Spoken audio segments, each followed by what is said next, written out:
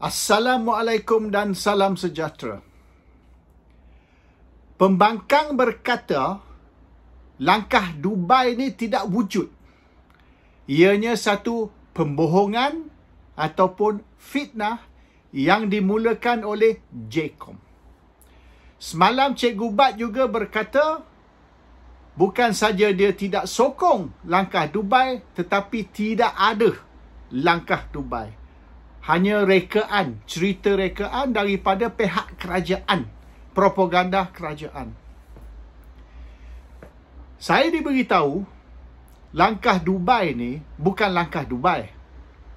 Hanya dipanggil langkah Dubai oleh pihak JCOM. There is no langkah Dubai. Jadi betul lah apa yang pembangkang kata, langkah Dubai tidak wujud tu memang benar.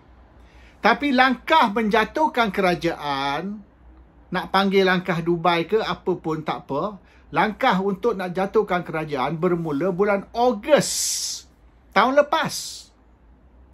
Hanya apabila beberapa pemimpin pembangkang Perikatan Nasional dan juga pemimpin UMNO kebetulan ada semasa itu di Dubai untuk bercuti, maka kerana beberapa orang, kedua-dua pihak kerajaan dan pihak pembangkang ada di Dubai, maka JCOM keluarkan cerita langkah Dubai.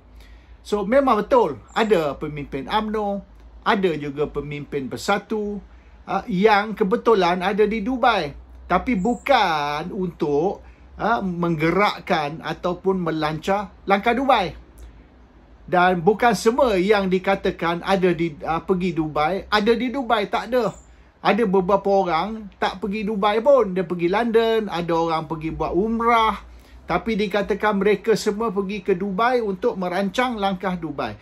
So that one is actually a spin lah.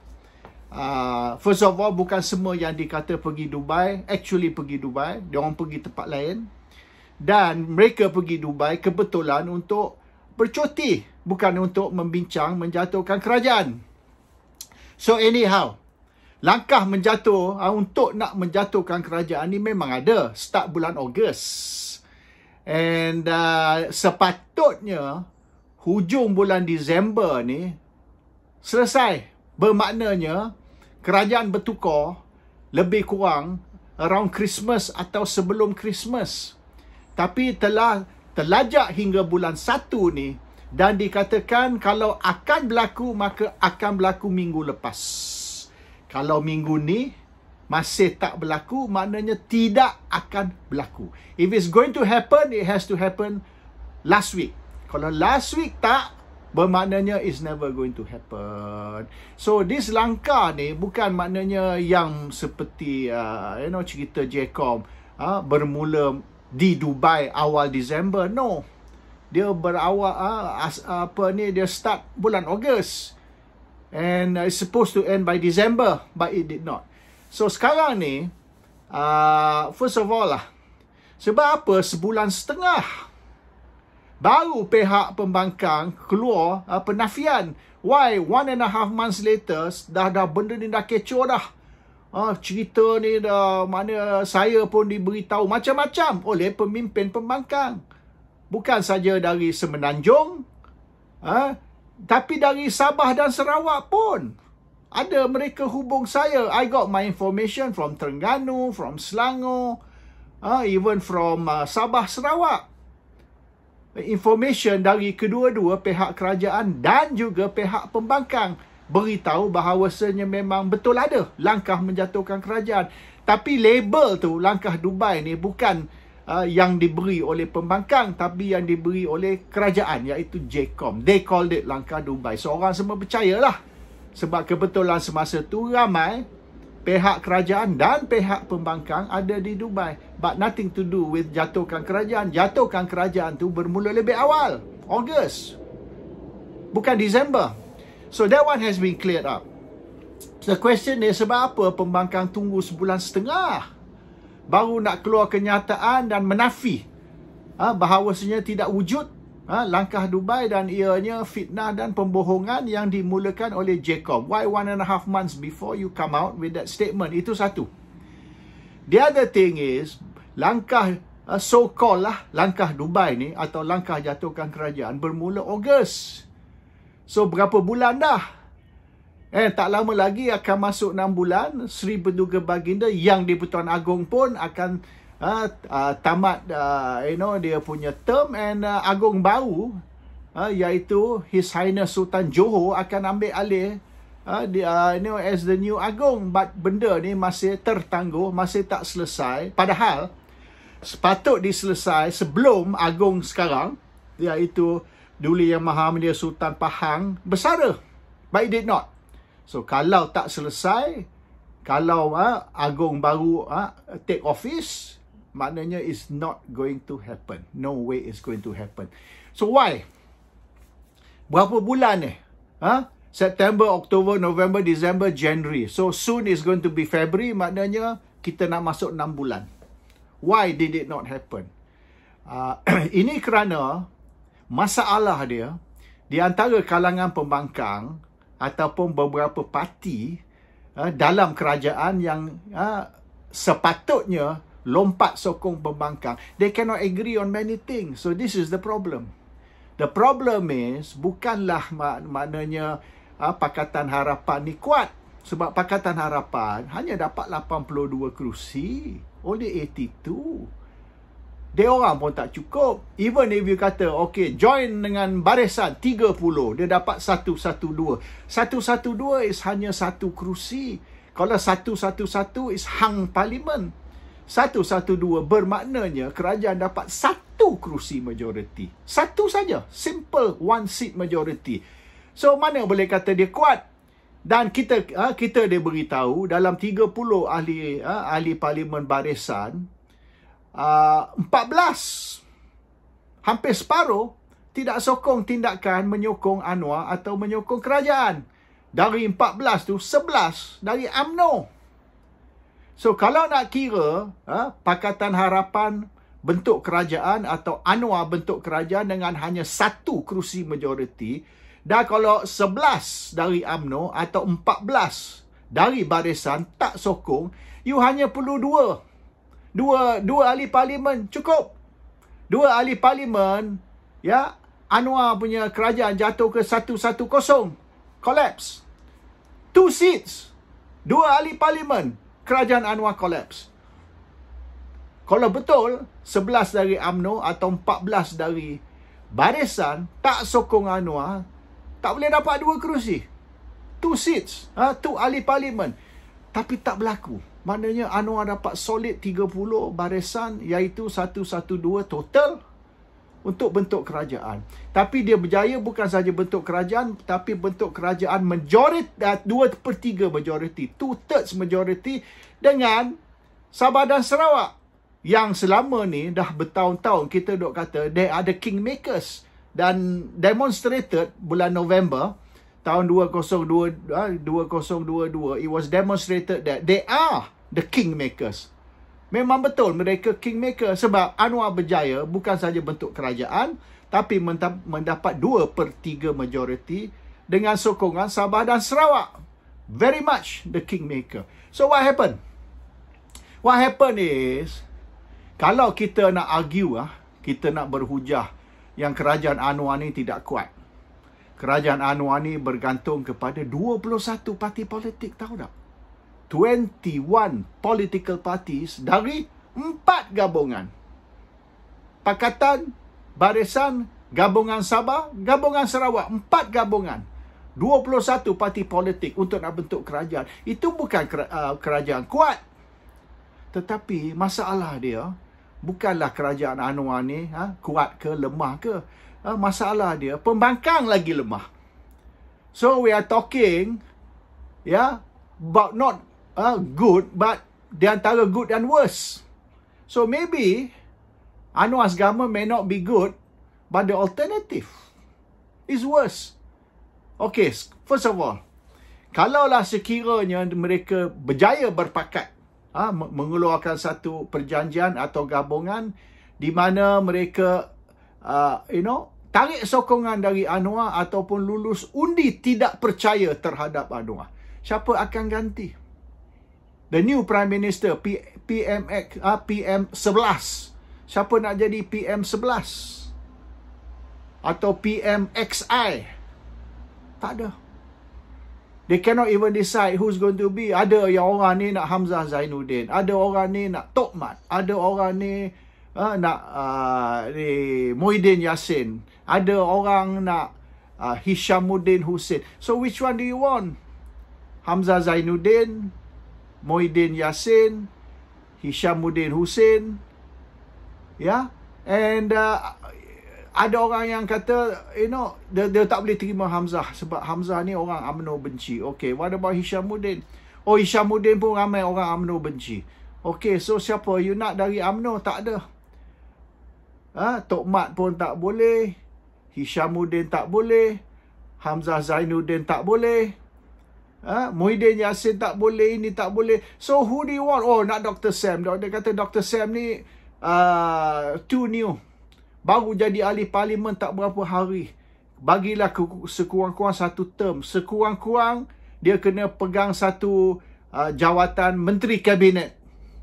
Barulah naik macam yang banyak jadi Perdana Menteri tu, dia orang dah jadi menteri kewangan, dah jadi menteri pendidikan. Dua portfolio yang important. Mana Perdana Menteri mesti sekurang-kurang Menteri Pendidikan, Menteri Kewangan, Menteri Perdagangan, some portfolio, barulah naik jadi Perdana Menteri. Ini Menteri Besar Terengganu jadi Perdana Menteri. Mana dia punya experience, mana pengalaman dia, mana track record. Dia belum dibukti, belum diuji. So too many boleh dikatakan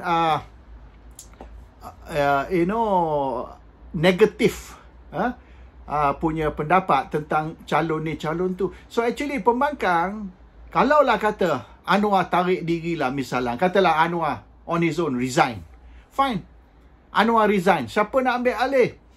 Pembangkang tak boleh decide. And then ramai ni bukan saja ini berebut jawatan Perdana Menteri, tapi maknanya mereka lebih nak fokus kepada who's the next Prime Minister daripada fokus kepada nak menjatuhkan kerajaan ataupun nak menggulingkan Anwar. The issue is not bringing down Anwar. The issue is first of all, who's going to replace Anwar.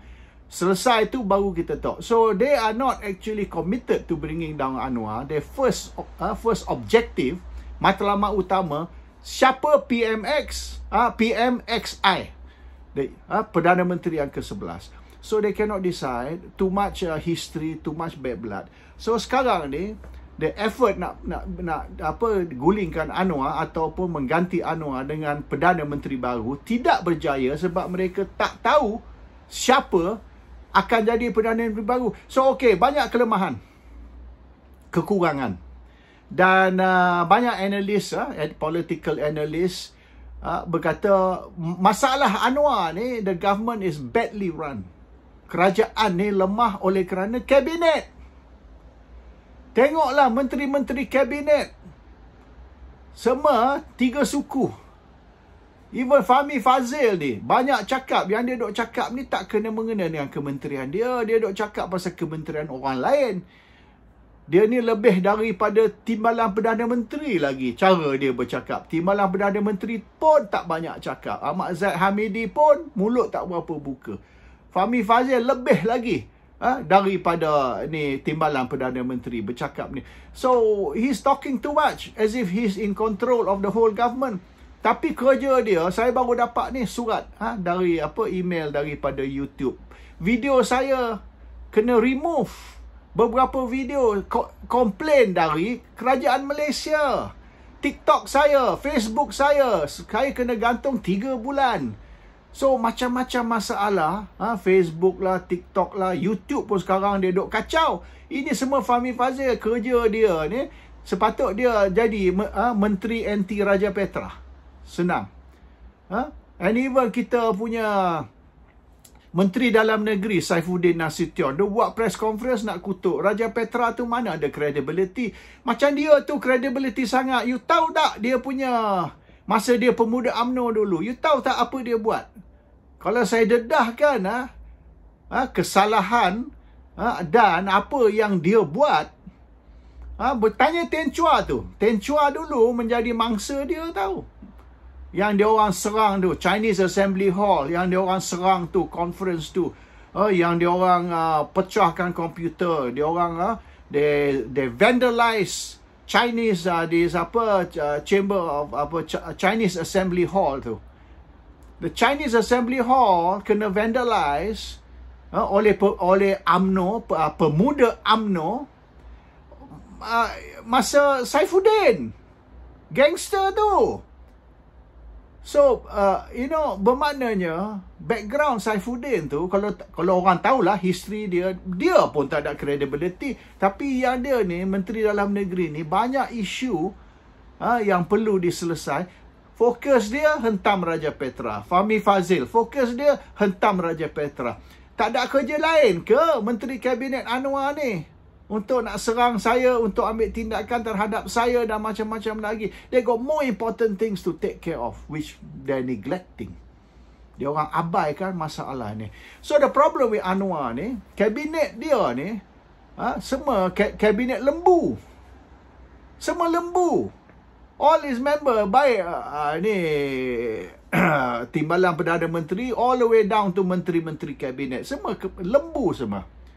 So, Anwar's biggest problem is demi kabinet. So, okay, kita tukar Anwar. Kita buang Anwar. Kita ambil Perdana Menteri baru dari Perikatan ataupun dari barisan sekalipun. Who's going to be the new cabinet? Bagi tahu. Nama-nama Menteri Kabinet baru di bawah Perdana Menteri baru. First of all, Perikatan cannot even decide siapa akan jadi Perdana Menteri baru. And who's going to be the cabinet? Okay, umum. Dia orang kata kita ada kabinet bayangan. We have got already a shadow cabinet. Who's the shadow cabinet? Tanya rakyat. Kalau you tanya 100 rakyat, 99 tak boleh nak namakan kabinet. 99 out of 100 rakyat tak tahu siapa ahli kabinet bayangan ataupun shadow cabinet. Who are they? Tak ada, kita tak diberitahu. Tapi ada, dia kata. Ada.